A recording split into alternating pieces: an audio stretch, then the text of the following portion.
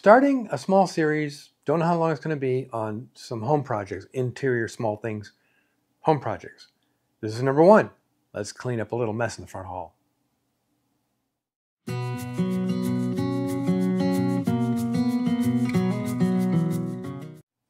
Welcome back to the shop and the channel. Before we get started in this week's project, let's do some iPhone Handycam, kind of traveling around the house stuff, actually to one spot, and show you what this project is, what I'll be building. We're going to start a series of small home projects, little things for the house.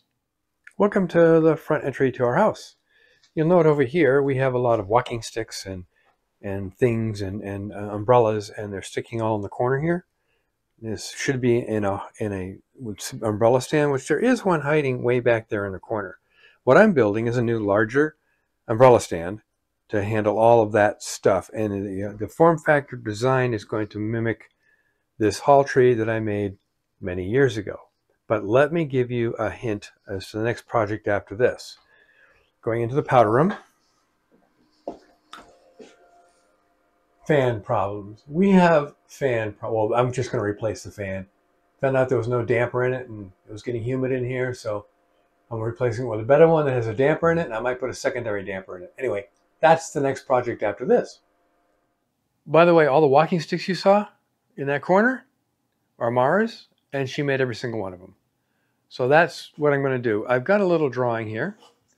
I'm not going to post it. I put it in the film itself, but it's my usual cut list kind of thing.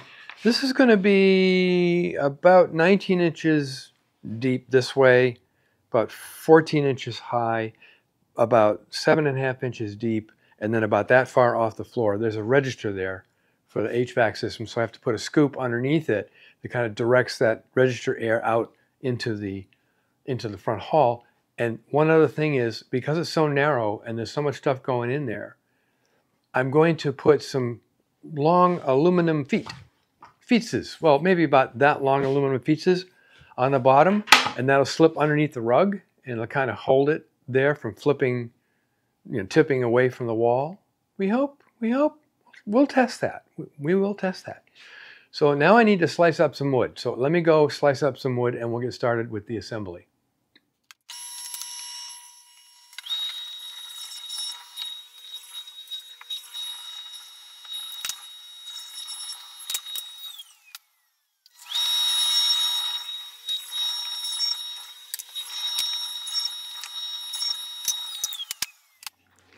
So what we have here are the four sides of the box, and it's going to stand this tall, and this is going to overlay like that, and it's going to same thing all the way around.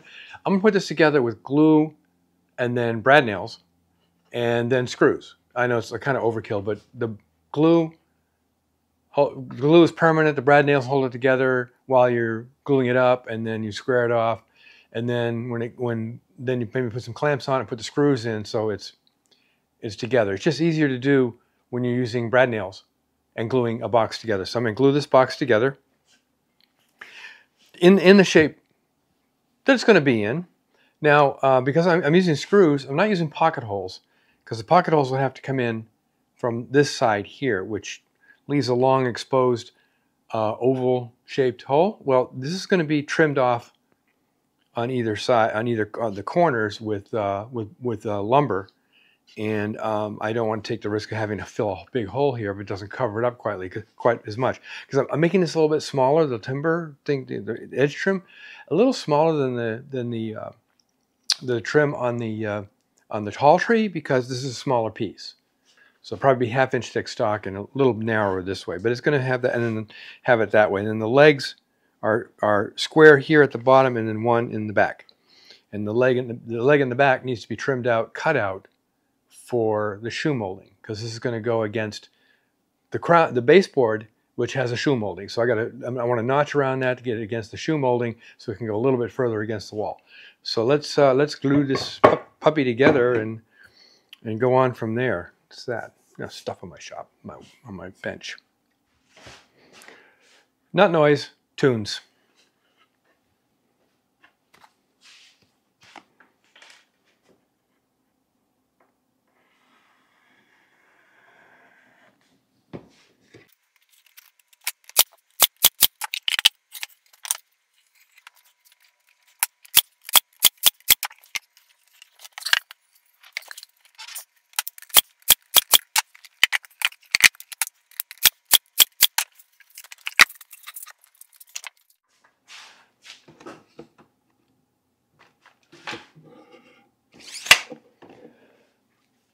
Okay, that's perfectly square. I'll leave it like this, let the glue to cure a little bit. I'm going to drive in 4 screws, 4 here and 4 here. And then this box will be ready for to put the milled parts on. The bottom is just going to be sitting on cleats, just a piece of 1/2-inch plywood sitting on cleats in the bottom, whichever side turns out to be the bottom. So I guess the next thing is to go ahead and mill up the cleats, put them in place, and then stick on the bottom. Okay, a little primer on how this is going to go for the legs. So I want a 1.5 inch on either side, front and back, whatever, of the box exposed of this wood.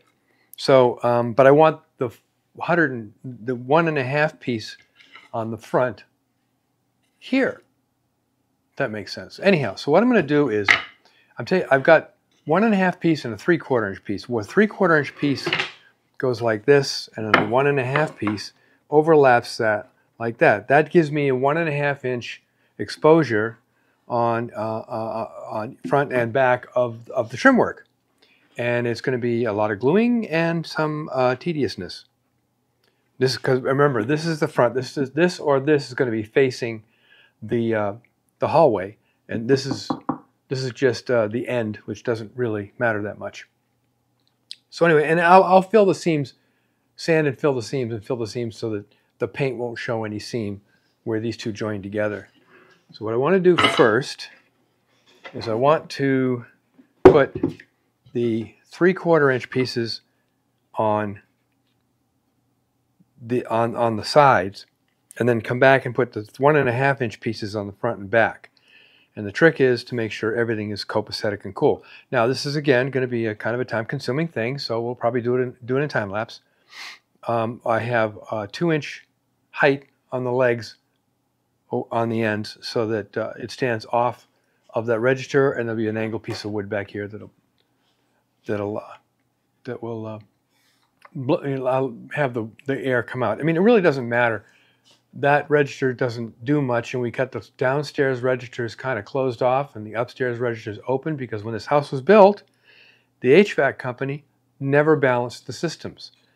Yeah, I have stories. Anyway, let me get this started, and then we'll go on from there.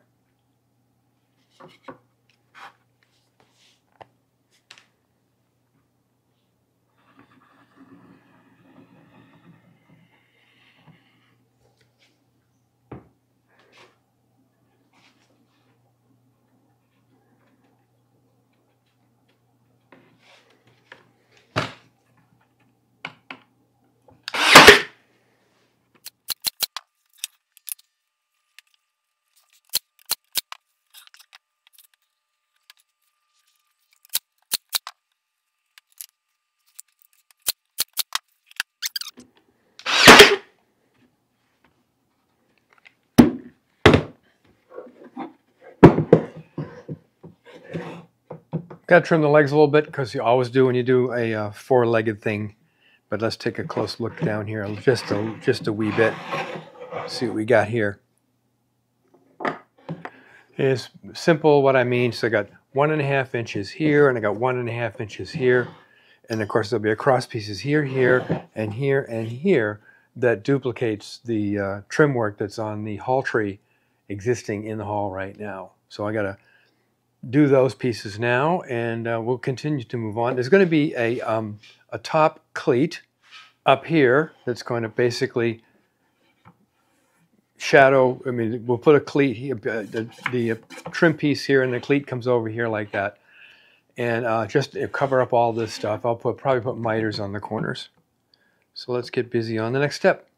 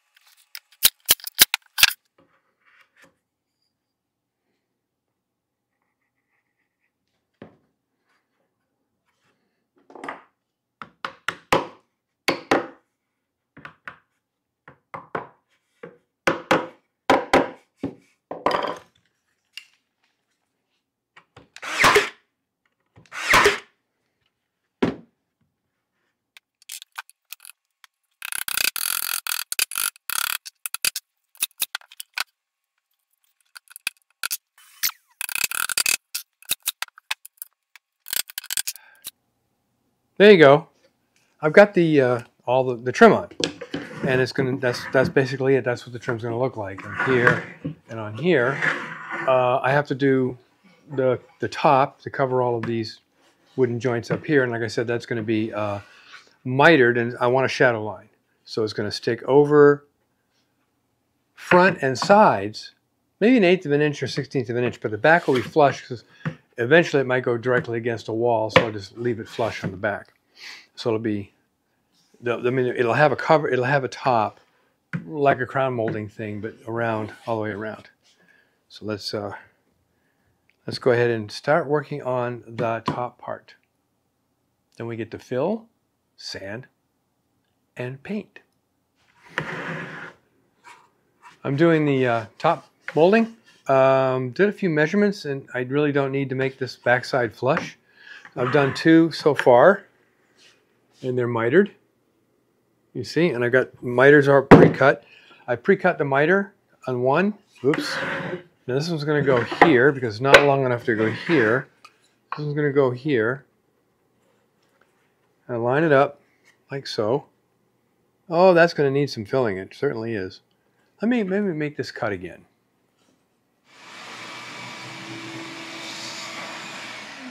Okay, that's better. So what I do is on my pencil. I need a pencil. You know what I mean? I need a pencil because I got to do this with a pencil. Grab a pencil. The other pencil sitting over there. So what I'm doing is just lining it up where it's going to mount here, interfacing with this front piece or back piece, whichever it's going to turn out to be. And it's flush with the back here on the inside. Then I'm going to mark where the next miter cut needs to be. See how that looks. That looks okay. And then I get my mitering tools. Now I'm not going to draw the miter on the workpiece. I'm going to come across it to the top like so. Then I'm going to cut. I'm going to mark here, and for giggles I'll mark here because I'll make sure I get it right. So I marked where the blade has to cut, has to reach here. It just stops there and comes across at 45 degrees here. Let me cut that. So you note I've got the saw set to 45 degrees, and I have this 45 going in this direction because I need the opposite direction. And then I bring down, and my shadow line, which you can't see very well, tells me exactly where that blade's going to cut. There's a video, I'll leave it in the description, of me building the shadow line flashlight setup for this. I'm going to go a little bit proud.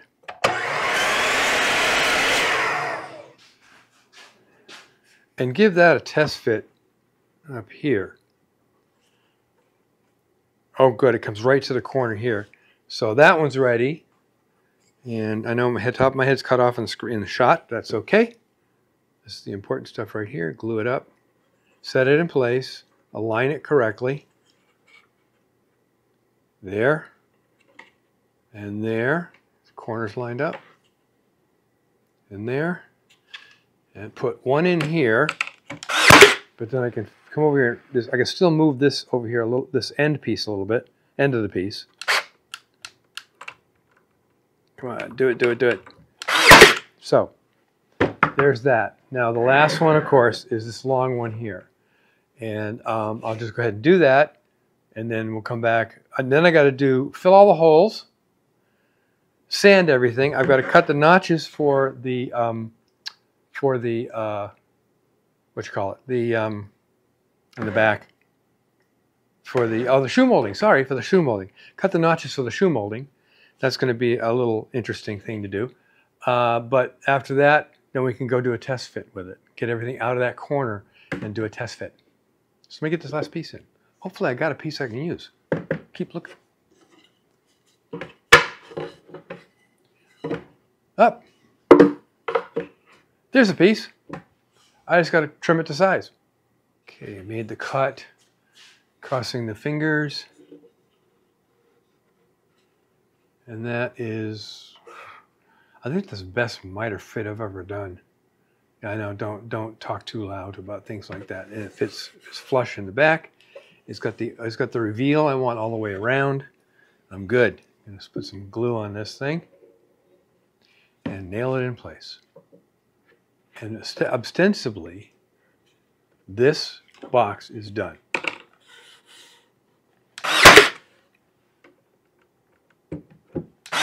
Put one in the middle. All right. So, for all intents and purposes, the box is done. I have to do a lot of sanding because, of course, and I still have to pick which is going to be the front. And I think this is going to be the front, so I need to cut out for the shoe molding back here, and that shouldn't be too difficult. I'll actually I don't have to cut. I just have to notch this because this piece sits on this piece. All I have to do is nip off the bottom of this, and I've got the clearance for the shoe molding. A magic how that works out. So the next step is I'll have this ready to go into the front hallway, and do a test fit. Oh, get that glue out of there. Hopefully it won't tip over. Mars requested that we try without the long feet to come out this way under the carpet to see if it'll hold everything without falling over. I mean, it is narrow. There's no getting away from that. But it does have a lot of mass all on its own. Hell, I could put a sandbag at the bottom of it, and that'll fix that forever. My friend just left. I know. Don't you love Ring cameras? All right, let's muddle along here. And there it is in place. It fits perfectly, kinda, and it needs paint, and it's been sanded, and everything fits inside it, and we can still get to the switch. So there it is. There we go. Test in place with all the sticks and stuff in it. It works really fine. I'm not going to need to put the extended legs that go underneath the carpet. It sits fine and handy. It doesn't want to tip at all. So sanded and ready for paint. We don't need to watch me paint. So at this point, we're going to end the video here. And the next video, as I said, is going to be working on in the bathroom on that fan because I have stories to tell. Anyhow, so until next time, make great things out of wood.